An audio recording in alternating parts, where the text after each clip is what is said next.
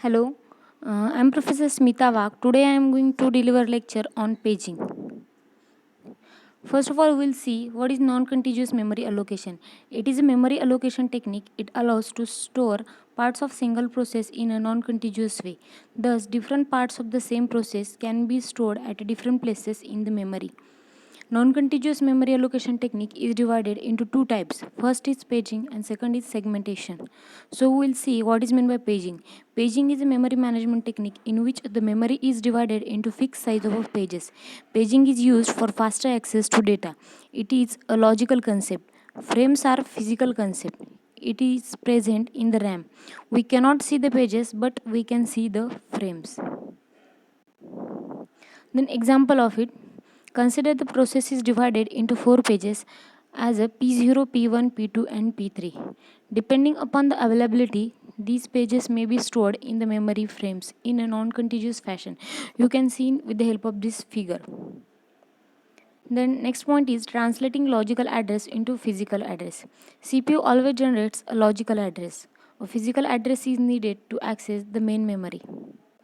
There are some steps that are used to translate the logical address into the physical address. Step 1 is there. CPU generates the logical address. It consists of two parts. First part is page number and second part is page offset. Page number specifies the page of the process for which CPU wants to read from the data. And page offset specifies the specific word on the page that CPU wants to read. Second step is for the page number generated by the CPU, there is a page table which provides the corresponding frame number where the page is stored in the main memory. Third step is the frame number combined with the page offset forms an physical address. Frame number specifies the specific frame where the required page is stored, and page offset specifies the specific word that has to be read from the pages. Then this diagram illustrates the above steps of translating the logical address into the physical address. Here CPU wants to read a page from the memory area. Then along with that page number, that page is stored in the main memory. And offset specifies that particular word that needs to be read from that page. Then page table generates the frame number. Frame number specifies that particular page is stored in that main memory.